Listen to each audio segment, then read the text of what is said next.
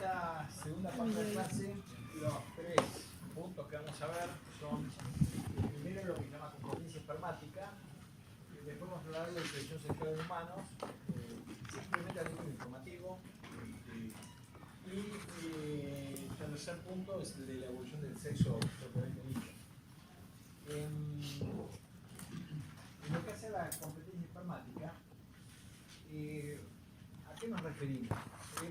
Uno tiene que pensar que la selección sexual termina en el momento en que se liberan las gametas o en el momento en que los animales de fecundación interna a través de la cópula se con una hembra. Pero en realidad la selección sexual continúa, si ustedes quieren, por lo menos hasta que el óvulo es fecundado. Y desde que se liberan las gametas hasta que el óvulo es fecundado hay todavía una posibilidad de que digamos, los machos sigan compitiendo con sus gametas. Imagínense una hembra que se aparea con varios machos en forma sucesiva. Bueno, los diferentes espermas de esos diferentes machos que están dentro del oviducto de la hembra pueden seguir compitiendo. Entonces, esto que les acabo de decir entra dentro de lo que se llama competencia espermática, que es algo que se empezó a descubrir cuando se desarrollaron las técnicas genéticas para establecer paternidad o descartar paternidad. Las técnicas más antiguas, digamos, tenían que ver con, todavía se siguen usando, digamos, con los perfiles de microsatélite que son individuales, digamos, son como una huella dactilar genética de cada individuo. Los patrones de microsatélite, por ejemplo, que vemos en esta, digamos, en este gel, son estas bandas oscuras. Cada columna es un individuo, cada individuo tiene un patrón propio, pero el desastre es que estas bandas se transmiten en forma mendeliana, quiere decir que un organismo tiene una banda y esa banda la tiene que tener el padre, la madre o ambos. Entonces, a través de la comparación de bandas, de diferentes individuos, los patrones de bandas, se puede descartar quién no es el padre de un determinado individuo o quién es el padre de un determinado individuo. Entonces, antes de volver a analizar esto, quiero mostrarles que un estudio que se hizo sobre una especie de tordo de América del Norte, Agelaeus fenicius. Este bicho es muy común en el río norte, se ven en las plazas, digamos, los parques de la ciudad de Estados Unidos, se lo ven. En la laguna del Central Park hay los bichos. Son bichos que anidan en los bordes de los lagos, lagunas, en la zona de juncos, digamos. Entonces, son bichos que se han estudiado mucho y lo que se ha visto, se pueden mapear los territorios de los bichos que crían en una determinada laguna. Esos territorios son los circulitos, los globitos que ven indicados acá, en este gráfico. Esta es la laguna y estos son los diferentes machos con sus diferentes territorios. Y dentro de esos territorios ven una fracción, por ejemplo 11 sobre 14 acá abajo. Esos números, esas fracciones, lo que indican es la cantidad de huevos o de crías que el macho junto con su hembra social han criado en ese puntos, y el numerador de la fracción representa el número de pichones que genéticamente son hijos del padre. Entonces, esto significa que hay 3 hijos de los 14 que crió esta pareja que no son del macho de esa pareja. Y estas flechas indican que este macho, a su vez, es padre de uno de los 6 hijos de esta pareja de acá. Y los 3 hijos que no son de él son de este macho vecino, que a su vez fue padre de los 7 hijos que tuvo con su hembra. Y hay algunos casos lamentables, como el de Tío, que es padre de 0 de los 4 hijos que tuvo. Entonces, lo que se ve lo que ilustra este ejemplo es que muchos animales, en las aves en particular, donde el sistema de apareamiento predominante es monogámico, porque siempre está el macho asociado con la hembra, ya vimos que necesitan ambos alimentar a las crías para que sobrevivan bien, en la mayoría de los casos, eso no impide que haya apareamientos extramaritales y los machos sigan buscando maximizar su fitness. Ahora, esto también explica una cuestión bastante intrigante que se daba en las aves, y es que a pesar de ser aparentemente socialmente monógamas y por lo tanto no haber tanta posibilidad de, tanto incentivo, digamos, para la selección sexual, hubiera tanto dimorfismo. Es decir, uno esperaría, no sé, las aves que son poligínicas, que no son tantas, dimorfismo, pero las que son monógamas no. Y sin embargo, muchas especies, incluida esta, que es monógama, el macho es colorido, la hembra no. Entonces, ¿eso cómo se explica? Bueno, la explicación es que sigue habiendo selección sexual y hay mucha cópula extramarital. No, sí. Rápido. Sí, sí. Sí, no entendí la relación esa directa que existe de que si eran monógamas no hubiera tanto. Claro. ¿Se acuerdan que yo les dije antes del recreo que muchas veces se usa el dimorfismo sexual como una indicación de la intensidad de la selección sexual? Eso está mal porque el dimorfismo... Claro, habíamos dicho. Claro. Pero en general, si vos tenés que los sistemas fueran realmente, además de, digamos, monógamos, y cada macho consigue pareja y se queda con esa pareja y tiene hijos con esa pareja, uno no esperaría una alta intensidad de selección sexual porque básicamente un macho está con una sola hembra. Pero no la tuvo. Sí, pero eso es muy distinto a que si vos todo el tiempo estás tratando de que todas las hembras elijan todo el tiempo. Ok, está bien. A eso me refiero. Entonces era bastante inesperado que todas las especies monógamas fueran muy dimórficas. Muchas de las especies monógamas fueron dimórficas. Entonces, fíjense esto cómo se ve acá en los perfiles que nos Ahora te digo. Acá tenemos la hembra de un determinado territorio, el macho alfa es el macho social de esta hembra, el macho beta es un vecino y estos son los 4 hijos. Entonces fíjense una banda como esta, donde está la flecha, donde 3 de los 4 hijos tienen una banda que no la tiene ni el padre ni la madre social, pero la tiene el macho vecino. Entonces claramente estos 3 hijos no son de este macho alfa. Y así es como se analizan estas bandas. Sí. Sí, o sea, entendí el ejemplo, pero no entiendo por qué sería un caso de competencia espermática. No, ahora vamos a ver, ahora todavía no. Esto entra dentro de la competencia espermática porque, digamos, lo que indica que hay bastante promiscuidad sexual. Una hembra se aparea con varios machos, el macho de su pareja, pero también algunos de los vecinos.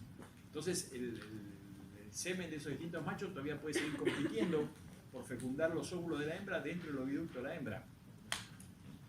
Así que bueno, y entonces, a raíz de que existe todo este campo de batalla, digamos, para la selección, es que se empezaron a explicar algunos fenómenos que realmente no estaban bien comprendidos, como toda una serie de estrategias que tienen los machos, tanto comportamental como fisiológica como anatómicamente, para ganar en la competencia sexual, por la competencia espermática sexual. Y uno de los ejemplos tiene que ver con la evolución de órganos copuladores. Es decir, el órgano copulador, el pene en los machos, es probablemente un resultado de la selección sexual por también la competencia espermática. Es una forma de acercar el esperma a los óvulos de la hembra. Es más, hay detalles de la anatomía del pene de algunas especies de animales que es bastante curiosa. Esto que ven acá es el glande del pene de un roedor que tiene toda esta estructura, todas estas esculturas que se interpreta como un cepillo de limpiatubo de ensayo. O sea, todas estas estructuras lo que hacen es cuando el macho penetra a la hembra, sacar el semen que puede tener de una cópula previa, antes de que el macho deposite su propio semen. Esto que ven acá son órganos copuladores de libélulas, distintas estrategias. Este es el pene tipo martillito, que lo que hace es aplastar, aprisionar, digamos, el semen que puede haber en el oviducto de la hembra al fondo del receptáculo seminal, para depositar su propio semen por encima y esté en condición ventajosa para fecundar a los óvulos que la hembra va a ir liberando. Es decir, hay especies de insectos que tienen, digamos, hay dos tipos de situaciones. Aquellos que tienen, el que copula último es el que, si uno le da a una hembra, la parea con varios machos en forma sucesiva, la última cópula es la que más óvulos fecunda, y hay otras donde es al revés. En las moscas, la última cópula es la más efectiva para producir descendencia. Y lo que pasa es que en estas especies de insectos donde el esperma que recibe es el oviducto de la hembra, el esperma del macho se guarda o se acumula en una especie de vesícula, el semen que queda al fondo queda lejos de los óvulos, entonces el segundo macho que copula con la hembra deposita su semen por arriba y este es el que tiene más chance de fecundar a los óvulos. En moscas el último macho tiene un 80% de probabilidad de fecundar contra el 20% que se aparió antes. Entonces, sigue habiendo, digamos, competencia entre machos a través de las gametas dentro de la hembra. Hay otros ejemplos muy bizarros, por ejemplo, especies de mariposas donde el macho que se aparea con una hembra después la rocía con una especie de feromona que la hace, digamos, ahuyentar a otros machos. O hay especies de insectos o invertebrados también de otros grupos donde el macho después de aparecer con la hembra deposita un tapón que tapa el oviducto e impide que un segundo macho pueda copular con la hembra. O sea, son todas estrategias para ganar en la competencia. Y la estrategia más obvia es inundar a la hembra con mayor número de espermatozoides. Entonces, digamos, eso se ha estudiado en mamíferos, por ejemplo. Una forma de generar más espermatozoides es tener testículos más grandes, que básicamente es la fábrica de espermatozoides. Bueno, hago una pequeña digresión. Esto se nos muestra pues, algo que salió en Nature hace unos años, lo publicó un colega de Estados Unidos, que este es el vertebrado que tiene el pene más largo de todos los que se conocen. Es un pato de Argentina, así el orgullo nacional. Pero lo interesante es que no solo es largo, sino que ven que tiene forma de buzones, es enroscado. Los patos son uno de los pocos grupos de aves que tienen pene. Y eso es porque la competencia sexual en los patos es altísima. Una de las razones por las que eso es así es que en las poblaciones de patos hay muchos más machos que hembras. Entonces, cuando los machos se matan por conseguir pareja, y una vez que consiguen pareja, no la largan a la hembra ni de casualidad ni un segundo. Siempre que vayan a la lagunita y van a ver un pato o una hembra, van a ver que al lado hay un macho. El macho no se despega de la hembra porque en cuanto se despegó, hay 3 machos más que están esperando para aparearse con esa hembra. Entonces, la competencia entre los machos es muy intensa. ¿Y por qué hay pocas hembras? Sería la pregunta. Aparentemente, una de las posibilidades es porque como los patos tienen periodos de incubación muy largos, son superiores a los 40 días, y las que incuban son mayormente las hembras, la predación de las hembras es muy alta, más que los machos. Entonces, a medida que pasa el tiempo, la pirámide, digamos, demográfica se va reduciendo la cantidad de hembras y empiezan a sobrar machos. Y eso explica por qué hay tanta competencia sexual en estas especies, y se piensa que eso explica por qué, entre otras cosas, además de esos comportamientos que se llaman mate guarding, o sea, de cuidado de la pareja, hay, digamos, desarrollo de penes, órganos copuladores, que en aves es algo raro.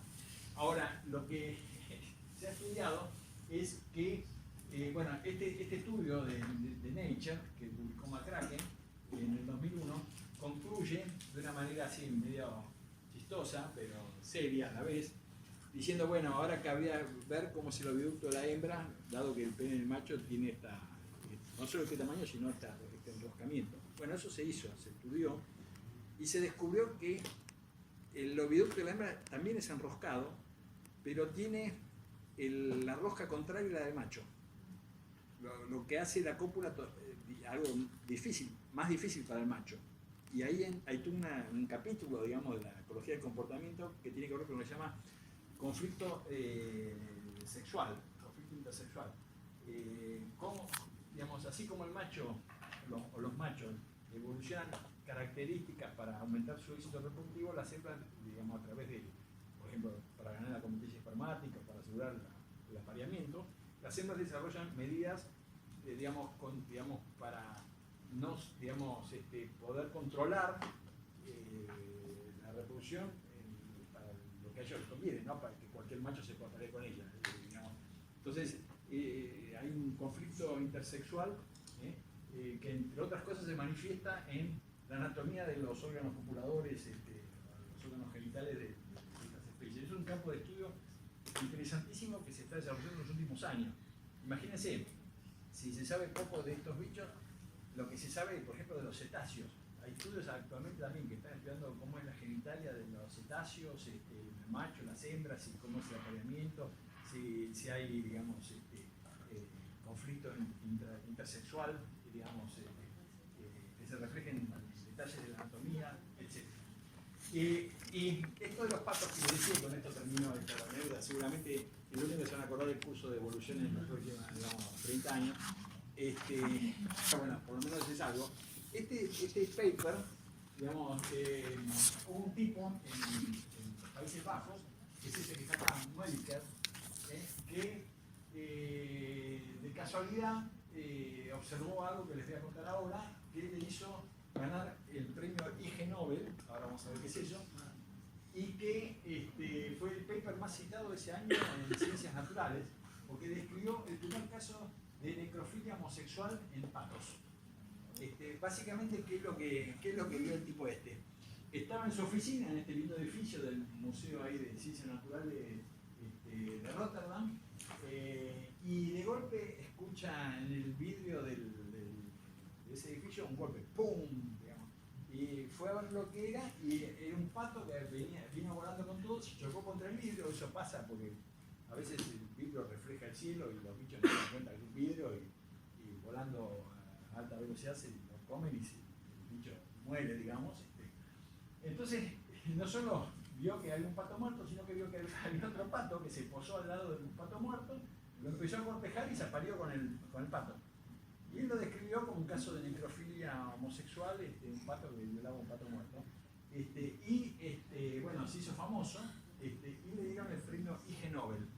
El premio IG Nobel, no sé si escucharon alguna vez hablar de eso. Vieron que están los premios Nobel que se dan a los científicos que descubren cosas importantes. Bueno, el IG Nobel es como un premio Nobel trucho, digamos, que, digamos, el lema es del IG Nobel es ciencia que primero te hace reír y después te hace pensar. Porque en general son cosas bizarras, pero que explicar esas cosas bizarras tienen un trasfondo teórico importante e interesante. Hay en varias disciplinas, en ciencia, en ingeniería, creo que hay en varias. Si googleenlo, busquen en Wikipedia IG Nobel o googleen y van a ver la lista de premios que se han dado de los temas. Este fue uno de los primeros que le dieron a este hombre. Yo conozco a uno que lo ganó 2 veces, de hecho, un ingeniero norteamericano, el Dr. Hu, que descubrió 2 cosas que tienen una explicación que no es nada trivial. Una es que cuando uno se levanta, mañana a la mañana cuando se levanten, tomen el tiempo que tardan en hacer pis. Descubrió que, vaciar la vejiga en un mamífero, no importa si es un ratón, un elefante, un caballo o un humano, más o menos demora 22 segundos. Bueno, la explicación de por qué eso es así, y vale para un caballo, para un elefante y un humano, hay toda una cuestión fisiológica, biofísica, o sea, la explicación de eso es extremadamente interesante. Pero descubrió eso. Lo descubrió de casualidad porque había sido padre hacía poco tiempo, entonces un día cambiándole el pañal al hijo, el hijo empezó a hacer pis y no paraba más de hacer pis, y entonces le llamó la atención lo que duraba la pillada del hijo, y así empezó a investigar y se ganó el IG Nobel. Y después hace un par de años atrás se lo volvió a ganar porque descubrió, estudió el mecanismo por el cual hay una especie de roedor, no sé qué especie es, no me acuerdo, que hace caca en forma de cubitos. En vez de hacer soletitos como el terrestre, hace caca en forma de cubitos de caldo. O sea, son cosas, son todos estudios así, se van a matar de la risa. Búsquenlo en Wikipedia o en YouTube, van a ver, pero son detrás de esos fenómenos curiosos hay todo un trasfondo científico realmente muy interesante. Bueno, nada, vamos a... Pablo, sí. o sea, el ejemplo de la necrofilia homosexual. Sí. ¿Por qué? ¿Por qué? Sí, claro, es importante.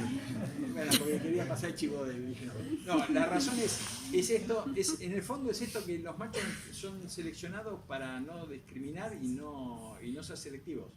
Y aparece con cualquier cosa. Yo eso de necrofilia lo vi también en paloma. Un día iba con mis hijas que eran chicas, la estaba llevando al colegio, y había una paloma muerta en la esquina y estaba otro palomo haciéndole todo el asunto a la paloma muerta. O sea, y básicamente es porque la selección natural favorece que los machos no sean selectivos. Digamos, porque total, si se equivocan en el apareamiento, lo sumo lo que pierden son algunos millones de espermatozoides que no valen mucho. Y lo reponen enseguida y pueden seguir. Es más costoso perderse una oportunidad de fecundar que equivocarse algunas veces.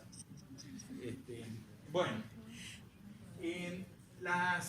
esto de la competencia espermática, como les digo, se han encontrado cosas interesantísimas. Por ejemplo, este es un pajarito de Inglaterra, el Acentor, por ejemplo, Prunella, que también, digamos, son territoriales, viven en monogamia social, pero la hembra, en cuanto el macho no la ve, se aparea con todos los vecinos del barrio, y entonces el macho cuando se separa de la hembra y la vuelve a encontrar,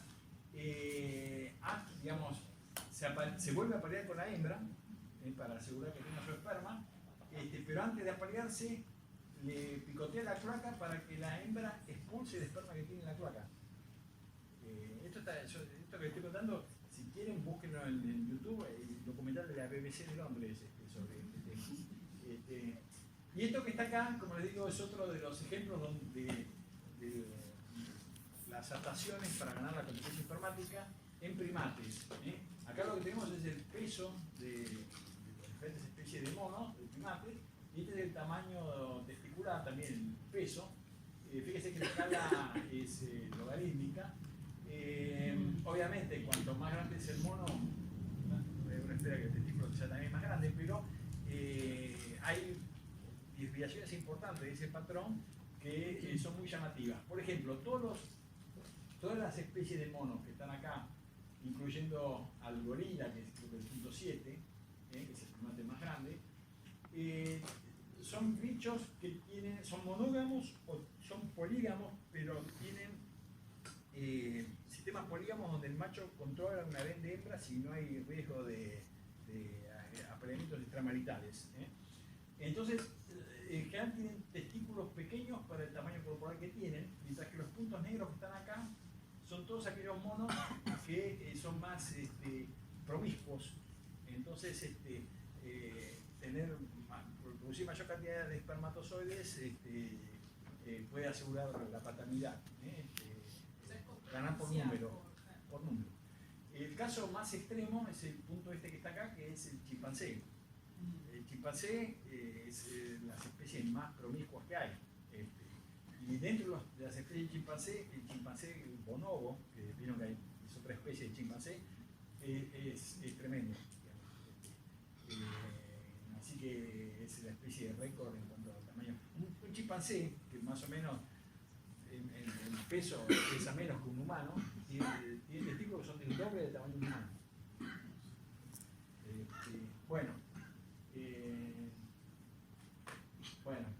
Vamos a dejar acá, pero insisto con esto.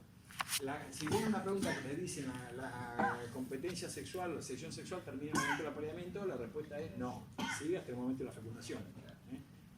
Así que eso, tenganlo presente. Entonces vamos a hablar ahora 2 o 3 palabras de la selección sexual de humanos. Porque hasta ahora no hablamos nada de humanos.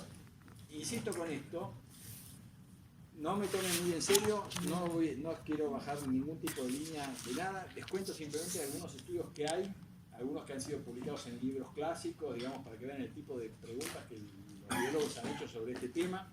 Porque la idea para el biólogo es que el humano es una especie más, entonces si tenemos teoría para explicar las cosas que pasan en animales, tenemos que ver si también las podemos aplicar a los humanos. Por supuesto, ese enfoque no les gusta para nada a los antropólogos y los sociólogos, porque consideran que el humano es otra cosa, es todo cultural y nada de las teorías biológicas reduccionistas de los biólogos sirven. Y bueno, ahí hay una tensión, una disputa que enseguida aflora. Así que mi intención no es provocar a los sociólogos y a los antropólogos, pero les cuento algunas de las cosas que los biólogos, o mejor dicho, los sociobiólogos, que son la rama de los biólogos que hacen estas cosas, han tratado de ver, y les voy a contar estudios muy diversos, y no estoy juzgándolo ni por la calidad ni por nada, simplemente para que vean un pantallazo rápido de las cosas que se han discutido. Por ejemplo, este es un estudio hecho para evaluar preferencias sexuales en machos y hembras de nuestra especie,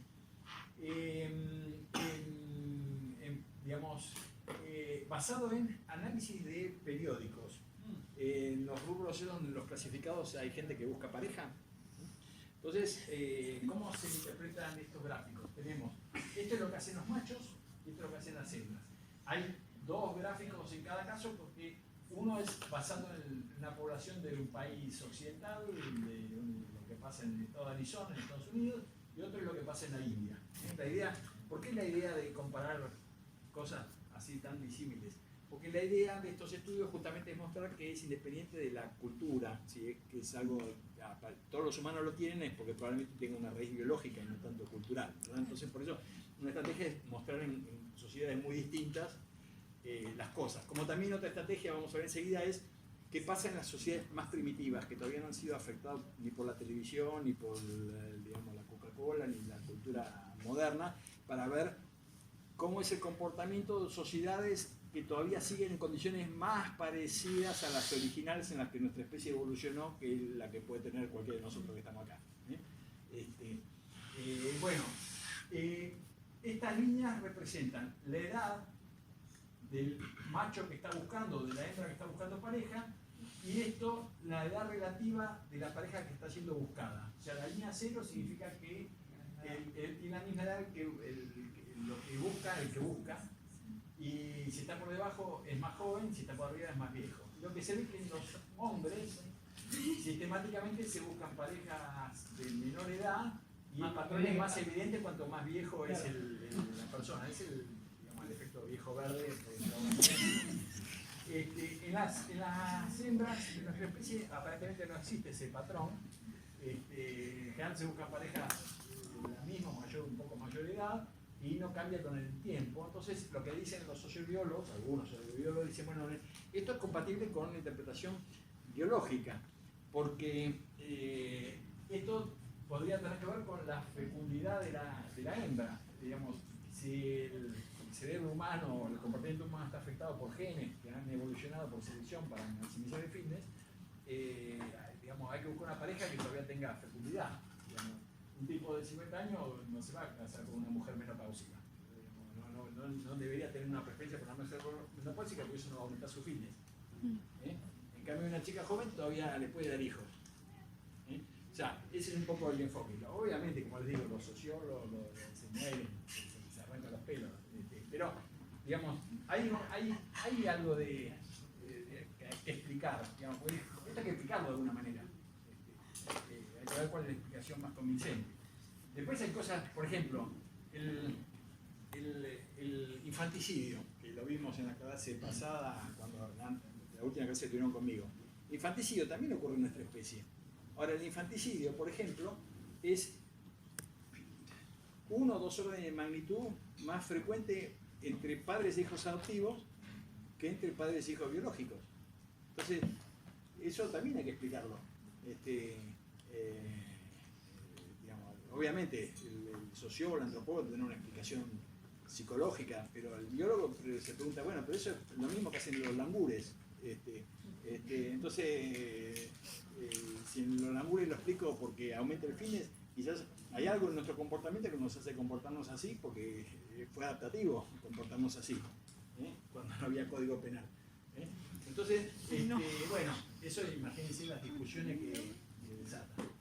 Esto que está acá es un estudio, como les decía, otra estrategia es comparar poblaciones primitivas que todavía, bueno, ahora ya casi no existe nada, pero primitivo, pero hasta principios del siglo XX había quizás en algún lugar de África, o de la montaña de Irán, o en la meseta de Mongolia, o en el medio del Amazonas, alguna tribu más o menos no contactada que tenía algunas características muy primitivas. Y una de esas son, por ejemplo, los Kipsigis de África,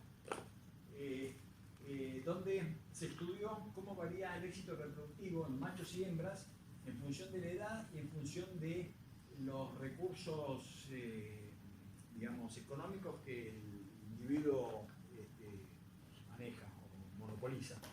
Entonces, están los machos pobres, digamos, y los que tienen recursos, o sea, los que tienen un buen territorio y un mal territorio sería, y se ve cómo el fitness aumenta y es más alto en los machos que tienen mayores recursos que en los que tienen menos recursos, mientras que obviamente, como era de esperarse, en las hembras no hay mayor diferencia porque su éxito reproductivo depende de su capacidad de producir óvulos y crear chicos, que es algo biológicamente más determinado, podríamos decir. Y desde el punto de vista mecanismos a través de los cuales los machos ricos consiguen tener más fitness que los machos pobres, tiene que ver con que en estas tribus los machos, digamos, consiguen a sus parejas pagando una dote, digamos, a la familia de la mujer, que para que, digamos, le ceda a la hija, digamos, para que sea su esposa, pero el valor de mercado de ese intercambio depende de la edad de la chica. Una chica joven tiene más valor que una chica madura y que una mujer grande. El valor ahí no manejan plata, manejan cabras, vacas, patos, o sea, se cambian por bienes materiales. Entonces lo que dicen los sociobiólogos es, bueno, eso tiene todo el sentido biológico, que el valor de una chica joven sea más alto que de una chica de mayor edad porque su fecundidad residual es mayor. Entonces, sociobiológicamente sería adaptativo. Bueno, acá también imagínense las cosas que pasan. Bueno, no voy a entrar en detalle, pero esto también se estudió, por ejemplo, en las sociedades occidentales, tratando de ver el éxito reproductivo de distintas castas, digamos, la realeza, los militares, los administrativos, el proletariado, también tratando de ver en épocas previas al desarrollo de la medicina moderna y los métodos anticonceptivos, ¿no? Bueno, en la actualidad hay una paradoja, como ustedes saben, curiosa, y es que ya las sociedades más ricas tienen menos hijos que las sociedades más pobres, y mismo dentro de una misma sociedad, las clases más altas tienen menos hijos que las clases. Hay toda una discusión si esto es adaptativo o no. Digamos, las sociedades modernas están atrapadas en una especie de trampa cultural. Lo que selecciona la cultura va en contra de lo que favorecería la biología en términos de fitness. Hay toda una discusión sobre eso. Si tener menos hijos es adaptativo o no. Así que a que le interesa, hay todo un tema muy interesante sobre esto, muy complejo. Y bueno, y otro tema es ¿qué sabemos acerca de cómo nuestra especie elige a sus parejas sexuales? ¿Qué es atractivo, qué no es atractivo? Hay una cosa que parece ser bastante general, no solo en nuestra especie, sino también en animales, tanto vertebrados como invertebrados, es que en general hay muchas preferencias sexuales asociadas a la simetría. Y en general nosotros valoramos como algo lindo y lo preferimos aquellas cosas que son simétricas que aquellas cosas que son asimétricas. Y en animales se ha medido experimentalmente y parece darse el mismo fenómeno. Entonces la pregunta es, ¿qué tiene la simetría que puede indicar buenas características genéticas o algo que aumente el fitness? Y bueno, lo que se supone es que en general cualquier alteración que haya durante el proceso de desarrollo tiende a producir asimetría. Entonces, esa es la razón por la cual lo contrario, es decir, la asimetría es un indicador de buenos genes o genes que por lo menos funcionan armónicamente entre sí. Esta es la interpretación general. Y acá lo que les muestro, esto es algo que apareció en Science hace unos cuantos años. Disculpen que la fotocopia es muy mala, por eso acá está toda manchada. No tiene que ver con la correlación de la cara, sino que estas caras difieren en el grado de simetría que tienen. Es algo que una propiedad que se puede medir matemáticamente con total precisión. Y esto se empezó a estudiar mucho ahora que con los medios digitales de manipulación de imágenes y superposición de imágenes podemos construir de manera muy controlada estímulos con diferentes grados de simetría o asimetría. Y estas caras difieren en el grado de simetría porque son superposición de diferentes números de caras. Como cada cara tiene algún grado de asimetría, la superposición tiende a promediar esas asimetrías bilaterales y generar un resultado más simétrico. Entonces esta cara que es superposición de 64 caras es más simétrica que esta que es superposición de 32 y que esta que es superposición de 8 nada más.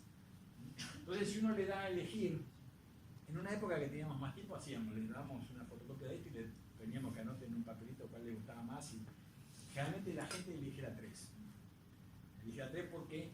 Porque es la más simétrica, digamos, y eso, digamos, se interpreta como les digo, que es una forma de elegir por buenos genes que tiene esa pareja sexual, ¿verdad? Esa potencial pareja sexual.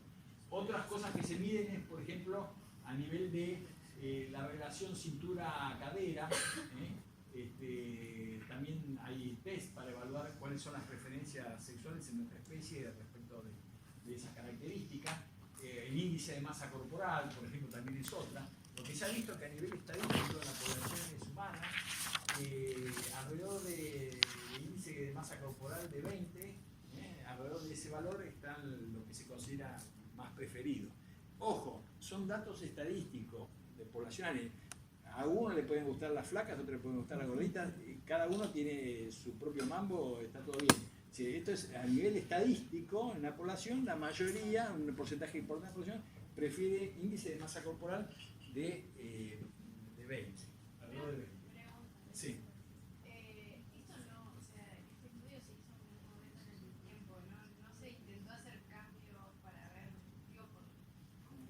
No, esto es actual, no sé, en el Renacimiento por ahí le gustaba el índice de masa. Justamente sí, sí, no, pero esto es actual, esto es de contemporáneo, a eso me refiero. No podemos ir hacia el pasado y preguntarle a la gente qué prefería porque ya no existe esa cosa. No, digo o sea, estoy pensando puntualmente en los casos de los cuadros y la psicología y todo eso, que es algo que se ha dicho que evoluciona ese tipo de cosas también. Me sorprende que no se haya hecho tratados, no son fósiles, pero por lo menos intentar ver si en la línea temporal. Quizás lo hicieron, yo desconozco, por eso te digo, esto es solamente un pantallazo lo que estoy dando, por ahí existe eso. Existen estudios muy bizarros como, y bueno, antes de contarles un par de estudios más bizarros, quería mostrarles, esta es una tabla resumen de un libro que se llama El triunfo de la sociobiología, que lo editó un científico muy conocido, que como les digo fue ministro de Ciencia del Reino Unido, o sea, es el hijo de apellido Krebs, es el hijo del ciclo de Krebs, que también fue un gran científico. Bueno, se dedicó en este libro, hace como una especie de esta tabla, un resumen de las características que se han estudiado, que parecen ser preferidas por los humanos, y cuál sería el posible valor de señal respecto de una característica que aumenta el fitness, ¿verdad? Entonces, fíjense la simetría, tiene que ver con el normal desarrollo, bueno, otros que tienen que ver con la madurez sexual, la edad, bueno, acá el índice de masa corporal, está relacionado con la fertilidad y baja tasa de mortalidad. O sea, lo que se busca es encontrar por qué esa preferencia existe, en qué manera esa preferencia garantizaría un mayor éxito reproductivo. Bueno, eso lo tienen. Antes de cerrar esta parte, digamos, y para que justamente vean el nivel de cosas que se han discutido, hay estudios, hay por ejemplo estudios hechos de preferencias sexuales en humanos, basándose, hay toda una discusión justamente de qué importancia tiene la simetría, si hay una feromona sexual humana y todas esas cosas, habrán escuchado hablar. Bueno, hay estudios que se han hecho en universidades en Estados Unidos donde el experimento es más o menos así. Le dan a un grupo de voluntarios, chicas y chicos de la universidad como ustedes, una remera, que tienen que usar durante 15 días, todo el tiempo. Solamente obviamente se la pueden, digamos, supongo sacar para ir al baño, cosas por el estilo, pero tienen que usar la remera todo el tiempo. Hay un protocolo, por ejemplo, cosas que pueden hacer y cosas no pueden hacer, pero lo cierto es que al cabo de ese periodo tienen que entregar la remera, los investigadores la reciben, la guardan en una bolsa Ziploc hasta el momento del test. ¿Cuál es el test? El test es, le dan las remeras de las chicas a los chicos para que las olfateen y le dan la remera de los flacos a las chicas para que las olfateen y las califiquen en grado de atractividad sexual que tienen esas remeras, por el perfume que tienen, la baranda que tienen. La cuestión es que, como era de esperarse, a los flacos les parecen casi todas las remeras que le dan de las chicas les parecen buenísimas, atractivas, les gustan todas. En cambio, a las chicas no muestran, digamos, muestran preferencias solamente en los días que están ovulando. Fuera del periodo del momento de la ovulación no muestran preferencia y en ese momento parecen mostrar preferencia por algunas remeras de algunos chicos, que después cuando las analizan digamos, los fenotipos de esos, son chicos más simétricos, con caras más simétricas. Ese tipo de estudios se han hecho también para tratar de conectar todas estas cosas. Yo he leído, hay algunos estudios que son muy desopilantes hasta por la parte de materiales simétricos, que son para descoserse de la risa, digamos. ¿Vieron lo que les contaba de los órganos copuladores de los patos y de los libélulas y eso? Bueno, hay estudios hechos en humanos, pero bueno, debe haber alguno hecho con personas reales, pero hay otros que usan modelos. Vieron que hay modelos de órganos humanos, masculinos y femeninos, de tiendas, sex shops y cosas por el estilo. Utilizan los modelos para evaluar el efecto del pene en la recolección de esperma que pueda tener una mujer en la vagina, por ejemplo, para que se den una idea. Hay papers, imagínense lo que es la sección de materiales y métodos de esos papers, es para llorar de la risa. En fin, bueno, nada, al que le interesa, digamos, hay millones, hay revistas dedicadas a esos estudios. Así que, hay otro estudio que recuerdo donde evaluaban el éxito reproductivo. Claro, porque uno de los problemas que hay en humanos es que no solo somos muy complejos, sino que no los podemos experimentar como hacemos con los ratones, por razones obvias éticas, pero además tenemos un ciclo de vida muy largo, así que evaluar, digamos, el fitness, evaluar qué características relacionan con alto fitness, lleva décadas, entonces es muy difícil estudiar eso. Entonces, una de las fuentes de información histórica, digamos, prolongada y más o menos estandarizada que encontraron algunos científicos es estudiar los registros militares de West Point, de la Academia Militar, una de las academias militares de Estados Unidos, que desde que el cadete, digamos, se enrola hasta que se muere, digamos, tienen todo registrado, cómo era, cómo le iba con las notas, cuántos hijos tuvo, a qué grado llegó. Entonces hay estudios que muestran, por ejemplo, tratan de correlacionar la simetría de la cara de los flacos cuando se enrolaron con el escalafón al que llegaron en el servicio. O sea, hay estudios, pero el estudio de papers, no estoy diciendo que son historias que aparecieron en Michigan. Entonces, hay una diversidad de cuestiones muy locas, algunas serán mejores, otras peores, digamos. Yo les digo que todo eso existe. Si a alguno le interesa, tiene una vida para entretenerse leyendo papers, tratando de ver cuánto de lo que existe en sociología se puede aplicar o no a alguna especie. Bueno, y ahora sí entramos en la parte final, porque ya estamos todos medio muertos hasta ahora. Bueno, acá les voy a plantear una cosa que esto, yo ya la estoy tomando en los finales, así que presten atención, ojalá ninguno se tenga que ir a final, o también lo podemos tomar en parcial, así que presten atención. Que es el problema de por qué existe el sexo. Porque si uno analiza ingenuamente el problema, el sexo parece tener desventajas como método de reproducción con respecto a la asexualidad. Y existe lo que se llama el doble costo del sexo. Yo se lo voy a explicar de una manera que no es del todo correcta académicamente, pero es una forma pedagógica de explicarlo. Pero sepan que lo tengo que caricaturizar un poco y no es tan así como yo se los voy a decir ahora, pero esto es lo que le vamos a tomar. El doble costo del sexo tiene que ver con este grafito que tenemos a la derecha, que muestra qué pasa si una hembra asexual se reproduce, por lo tanto, si es asexual, produce solo hembras. Imagínense que en cada generación produce 4 descendientes hembras. Entonces, en la F1 hay 4 hembras y en la F2 ya hay 16 hembras, porque cada hija produjo 4 nietas. Y así seguirá creciendo. Ahora, si yo tengo un organismo, una hembra que se reproduce sexualmente, va a tener que producir machos y hembras. O sea que ya en F1, si produce miti-miti, va a tener solo 2 hembras. Y esas 2 hembras van a necesitar aparecer con estos machos para poder producir la F2, que también va a tener machos y hembras. Así que fíjense que el potencial reproductivo en términos de hembras que se produce se reduce enormemente, porque en la F2 acá yo solamente tengo 4 hembras y acá tengo ya 16. Entonces, esto es uno de los aparentes costos del sexo, y es que baja el potencial reproductivo en términos de cantidad de hembras que puedo producir.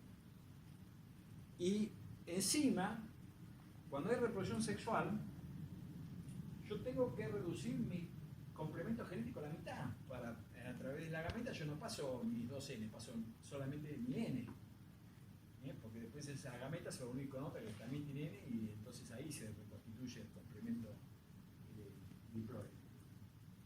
Entonces ese es el otro costo. Yo reduzco a la mitad y encima bajo mi potencial reproductivo. Entonces parece ser que la reproducción sexual es increíble que haya evolucionado, y que además de haber evolucionado sea la forma dominante de reproducción de la mayoría de los animales, digamos, eucariotas, organismos eucariotas. Parece una locura. Entonces, esto hay que explicarlo, es una locura, digamos. Entonces, lo que vamos a ver de acá a que termine la clase es qué explicaciones tenemos o se han tratado de postular para entender por qué la reproducción sexual sería mejor que la sexual, dado que aparentemente arrancamos con una desventaja, vamos perdiendo 2-0. Entonces, esas explicaciones, esto es lo que llaman entonces el doble costo del sexo. Entonces, las explicaciones que se han propuesto para dar cuenta de por qué existe el sexo, las podemos dividir de manera un poco arbitraria, si ustedes quieren, en explicaciones de beneficios inmediatos. Vamos a ver explicaciones de beneficios más mediatos, más microevolutivos, no inmediatos, y después otras explicaciones de tipo más macroevolutivos o de plazos más diferidos. Eso es lo que los 3 niveles que vamos a explicar. Empezamos con la de corto plazo. Y acá seguimos a un autor que se llama Kondrasov, que propuso que las crías que se producen por reproducción reproducción sexual básicamente son mejores que las asexuales y por eso el sexo es lo que la evolución ha hecho, ha favorecido. ¿Y por qué serían mejores? Bueno, básicamente porque cuando hay sexo hay posibilidad de elegir pareja, entonces se eligen los individuos que son portadores de características mejores. La segunda es porque digamos, durante el proceso de formación de las gametas, durante la meiosis, hay un proceso que se llama conversión génica que permite reparar mutaciones deleterias o parcialmente deleterias que puedan digamos, estar presentes en esas células. Y la tercera cosa que propone Kondrasov es que la progenie que tiene dos padres tiene mayor fitness que la de uno solo, aunque no es muy claro a qué apunta con esto, ¿sí? Porque ambos padres digamos, se encargan de la cría y salen mejor, eso no está muy claro a qué se refiere. Pero lo importante de estas cosas que propone Kondrasov es que son inmediatas. La cría sexual es mejor que la sexual y por eso gana en la evolución. Eso difiere de las hipótesis un poco más diferidas, que son las que llamamos hipótesis de variación y selección. ¿Qué dicen estas hipótesis? Dice que las crías producto de la reproducción sexual son más variables que las asexuales y esta variación, por ejemplo, puede reducir la competencia entre hermanos. Si yo tengo crías que son todas iguales y están juntas al mismo tiempo, van a competir porque van a usar el ambiente de la misma forma. Entonces, eso no es una ventaja. Si las crías son diferentes, bueno, no van a usar los recursos de la misma manera y no van a competir entre sí. Entonces, la reproducción sexual podría ayudar a eso, a disminuir la competencia entre crías. No es que la cría per se es mejor, sino que, como digo, tiene que ver con ventajas un poco más diferidas en el tiempo, ¿verdad? De la sexualidad. Pero bueno, estas explicaciones no son del todo generales por varias razones. Primero porque muchas especies producen una cría cada tanto, así que las crías en realidad nunca coexisten. En otras especies las crías se dispersan también, así que no es tan cierto que coexisten. No es algo que parezca tan general como para ser realmente una explicación aceptada fácilmente. Entonces, hay otras, digamos, hipótesis como esta que vienen ahora, ya incluso son de un poco de más largo plazo, que es la hipótesis de reproducción sexual que acelera la tasa de evolución. Esta explicación tiene su origen en un trabajo de Fisher y Müller en 1930, y les voy a tratar de explicar estos grafiquitos. Si no se entiende algo, me paran y me preguntan porque esto también es tomable. Disculpa, ¿te puedo preguntar Sí, algo de la sí.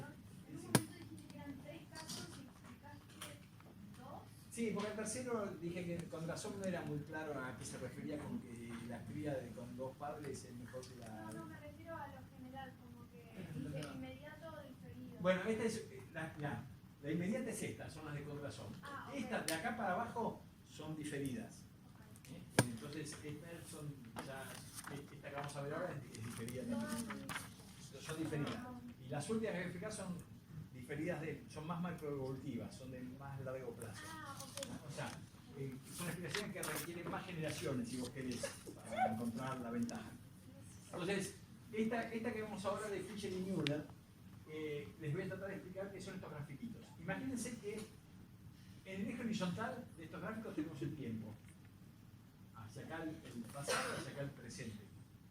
Y lo que tenemos acá es una población que se reproduce asexualmente. Cada línea de este gráfico, cada línea horizontal, es una línea clonal que se reproduce y deja descendientes idénticos, ¿sí? Toda la misma población. Entonces, en alguna de esas líneas clonales, por azar, aparece una mutación con el alelo A. Ese alelo A es adaptativo en el ambiente donde está evolucionando esa población y esa línea clonal se tiende a expandir y tiende a reemplazar a las otras líneas que siguen con la variación previa. Hay otra línea clonal en la que a un determinado tiempo aparece la mutación C, que tiene cierto éxito, pero después se extingue, y hay otra que tiene la característica B, que también parece tener un cierto periodo de éxito y después también se termina desapareciendo. Pero lo cierto es que la A, que es la más exitosa de todas, en algún momento invade toda la población. Todos son descendientes de ese clon mutante. ¿Estamos hasta acá? Ahora, resulta que la combinación AB es mejor que la A sola. Pero para que se dé la combinación AB, primero tiene que haberse fijado A para que después alguno de los que tenían la mutación A adquiera, por un segundo evento mutacional, la mutación B. Esa es la única forma en la que un organismo asexual puede encontrarse con esas dos mutaciones. Entonces resulta que la combinación AB, que es bárbara, termina reemplazando a la que tiene A sola. Acá también apareció una AC, pero resulta que AC le fue un poco bien, pero después no tanto. La AB, en cambio, sí se fijó. Y recién la combinación ABC, que es la mejor de todas, se va a formar una vez que apareció la AB y volvió a mutar. O sea, lo que pasa en las líneas clonales es que la acumulación de las combinaciones más exitosas demora mucho porque tienen que ir dándose en forma sucesiva en la misma línea clonal. En cambio, los organismos que tengan reproducción sexual, cualquiera de los organismos que tenga la mutación por reproducción sexual justamente, puede juntarla con el que tiene la otra mutación y rápidamente generar la combinación ganadora. Y esto es lo que se cree es la mayor ventaja de la reproducción sexual, la velocidad con la que las mutaciones beneficiosas se pueden encontrar. Una pregunta. Sí. ¿Esto no es parecido a lo que había dicho en variación y selección con ser más variable? Con que Bueno, lo que pasa es que ahí apuntaba no a ser, acá no, después no es más variable, porque todos tienen lo mismo, digamos. O sea, lo otro tiene que ver con hacer más variable, más distinto, pues no competir o incluso explotar distintos variantes del hábitat, porque el hábitat tampoco es del todo homogéneo. Si son variables, algún genotipo encajará bien en un determinado parche y otro en otro. O sea, acá no, acá digamos, la combinación en ambos casos mejor es la misma. Acá es la velocidad con la que la encontrás. Ahora, esto tiene también una vuelta que es importante que tengan en cuenta. Esta ventaja de la reproducción sexual es importante cuanto más cambiante sea el ambiente. Porque si el ambiente es completamente estable, la línea asexual tardará un poco más que la sexual, pero en definitiva en algún momento las dos llegan a la combinación ABC, y si el ambiente ya es la combinación óptima para ese ambiente y el ambiente no cambia, como que la ventaja de la reproducción sexual duró poco, o fue efímera, o no fue tan grande. Si el ambiente está todo el tiempo cambiando y las especies tienen que estar todo el tiempo adaptándose, ahí es donde la reproducción sexual, por este fenómeno de que acelera la reunión de la combinación ganadora, es donde saca ventaja importante. Entonces la pregunta es, ¿qué aspecto del ambiente cambia tanto como para favorecer a la reproducción sexual? Esa es la pregunta que hay que hacerse. ¿Qué aspecto del ambiente es el que está cambiando, que requiere que todas las especies estén todo el tiempo corriendo, tratando de adaptarse? Y de ahí viene un poco lo que se llama la hipótesis de la reina roja, por un personaje, digamos, del cuento, digamos que había una reina que estaba corriendo para estar siempre en el mismo lugar, digamos, y qué característica del ambiente es la que está cambiando todo el tiempo, que los organismos tienen que seguir evolucionando para mantenerse más o menos en el mismo lugar. Bueno, lo que se piensa es el fenómeno tiene que ver con el parasitismo, con los parásitos. Nosotros somos individuos que tenemos ectoparásitos, endoparásitos, bichos que se están aprovechando de nosotros y nos consumen mientras vivimos. Bueno, entonces hay como una carrera, digamos, entre nosotros entre los organismos, entre desarrollar defensas que impidan ese factor y los parásitos que están todo el tiempo evolucionando tratando de ser más efectivos en sus mecanismos de infestación o de control del hospedante o de aprovechamiento del hospedante. Entonces, hay como una carrera que no se acaba nunca entre, se piensa, entre los organismos y sus parásitos, y eso es lo que, en definitiva, es el aspecto del ambiente que cambia constantemente y que favorece que la reproducción sexual le gane a la asexual. Así que bueno, eso entonces en relación con lo de la reina roja. Y después hay otras teorías también de beneficios diferidos, si ustedes quieren, en el tiempo, que es la que se llama la hipótesis de la fotocopiadora o del Müller-Rachet, que es el término original. Que el efecto fotocopiadora lo que dice es que en los organismos que se reproducen sexual, como son copias idénticas, hay un efecto fotocopiador, es decir, en cada generación es copia de copia de copia de copia, no se pueden depurar los errores que se vayan acumulando, entonces después de unas cuantas generaciones la información genética se va perdiendo simplemente porque digamos, ya el máster no existe más, cada vez copia de una copia que está más degradada. Entonces, en la selección sexual, digamos, al romper los ligamentos y al recombinar alelos, digamos, que están en buen estado, logra mantener la calidad del original a lo largo de las generaciones. Esa es la idea del Müller-Rachet. Y después hay otra, que es otra explicación interesante, que es el rubí en la basura, el Robin de Rubbish effect. ¿En qué consiste este efecto? Bueno, imagínense que tenemos una situación donde no hay reproducción sexual, sino que es todo asexual. Por lo tanto, no hay recombinación. Si yo tengo las mutaciones, estas naranjas son mutaciones desfavorables. ¿Ahora lo digo bien? Sí. Son mutaciones desfavorables.